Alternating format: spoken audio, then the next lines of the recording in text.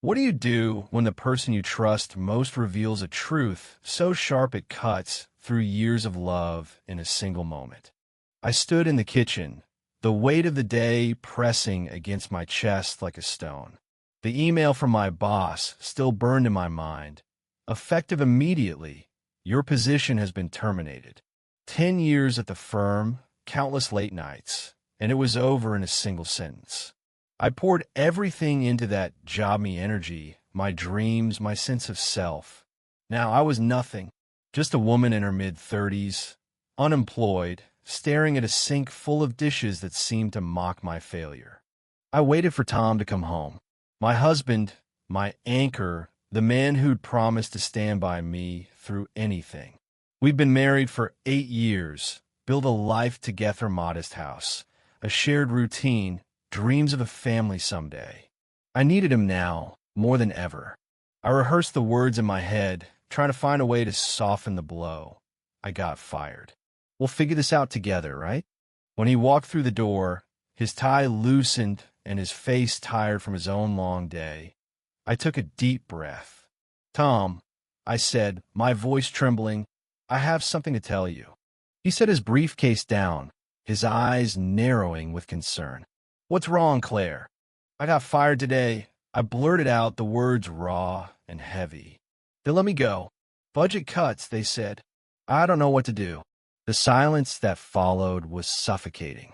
I waited for him to step forward, to pull me into his arms, to say some anything that would make this feel less like the end of the world. Instead, he leaned against the counter, his jaw tight, and muttered, Well, that's just great, Claire. What are we supposed to do now? You know I've been carrying us. The words hit like a slap. Carrying us? I stared at him, my heart pounding. What do you mean, carrying us? We both work, Tom. We've always split everything. He scoffed, a bitter edge to his voice I'd never heard before. Split? You think your paycheck was ever enough? I've been covering the mortgage, the car, the bills, everything for months. You didn't even notice. I felt the ground shift beneath me. What are you talking about? I've been putting my salary into our account every month. Claire, he cut me off, his voice low and cold. I've been funneling money from my side gig to keep us afloat. You didn't know because I didn't want you to feel like a failure. But now you've gone and made it official. My breath caught. A side gig? Tom worked in IT, a steady job with long hours. When had he found time for a side gig? And why hadn't he told me we were struggling? I opened my mouth to ask, but he kept going, his words slicing deeper. You think I wanted this? To lie awake at night wondering how we're going to make it? I've been killing myself to keep this house, this life together. And now you've got nothing to contribute. Nothing. I stood frozen, the man I loved morphing into a stranger. Tom, why didn't you tell me? We could have worked on this together. We're a team. A team. He laughed, a hollow, cruel sound.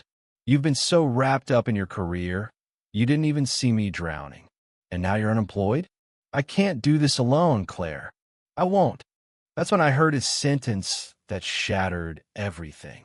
He turned away, muttering under his breath, but the words were clear. I should have left when I had the chance. My heart stopped. The room spun. Left? The man who'd vowed to love me forever was admitting he'd considered walking away. I wanted to scream, to demand answers, but my voice was gone. All I could do was stand there, the weight of his words sinking in. Our marriage, the one thing I thought was unshakable, was crumbling before my eyes. But then, a new voice broke the silence. Mom? Dad? Our 7-year-old niece, Lily, stood in the doorway, clutching her stuffed rabbit. She wasn't supposed to be here. Tom's sister, Sarah, was supposed to pick her up hours ago after a weekend visit. Lily's wide eyes darted between us, sensing the tension. Why are you yelling? She asked, her voice small. Tom's face softened instantly, the anger melting into something else, guilt, maybe. He knelt down, forcing a smile. We're just talking, kiddo. Everything's fine. But it wasn't fine. And Lily, with her uncanny ability to see through adult lies, wasn't buying it. She stepped closer, her little hand reaching for mine. "Aunt Claire, are you okay?" Her touch grounded me, pulling me back from the edge of despair. I squeezed her hand, forcing a smile of my own. "I'm okay, sweetie. Just a tough day." Lily's presence shifted something in the room. Tom straightened, his shoulders slumping as if the fight had drained out of him. "I'll call Sarah," he muttered, stepping out to make the call. Alone with Lily, I sank onto the couch, her small body curling up beside me. "You look sad," she said, her voice barely above a whisper. "When I'm sad, I tell Mr. Floppy." She held up her rabbit. "He listens." I laughed softly, despite the ache in my chest. "Does he give good advice?" "He says to hug the people you love," she replied, wrapping her arms around me. Her words hit harder than Tom's. In that moment, I realized how much I'd taken for granted not just my job, but the people who mattered. Lily, with her innocent wisdom, reminded me of what love was supposed to feel like. Unconditional, steady, present. When Tom returned, he looked at us, his expression unreadable. "Sarah's on her way," he said quietly. "Claire, I didn't mean it. I'm just stressed. We'll figure this out." But his apology felt hollow. The man who'd promised to stand by me had revealed a truth he couldn't take back. He'd thought about leaving. He'd kept secrets. And now, I wasn't sure I could trust him to stay. Over the next few weeks, we tried to patch things up. We talked about budgets, about his side gig of freelance coding project he'd taken on without telling me. We made plans to cut expenses, to rebuild.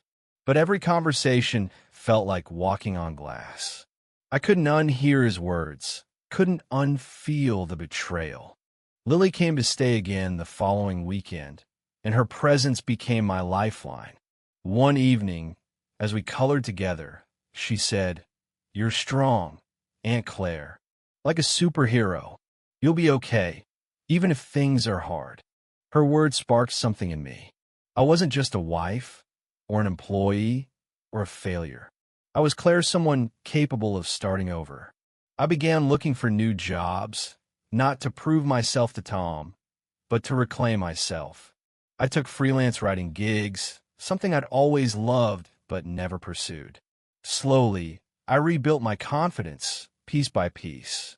One night, as Tom and I sat across from each other at the dinner table, I made a decision. "Tom," I said, my voice steady, "I don't think we're working anymore." He looked up, shocked. "What are you saying?" "I'm saying I heard you. That night, when you said you should have left. I can't keep pretending that didn't change everything." He tried to protest, to explain, but I held up a hand. "I deserve someone who doesn't just stay out of obligation. And you deserve to be free of whatever resentment you're carrying. We're done."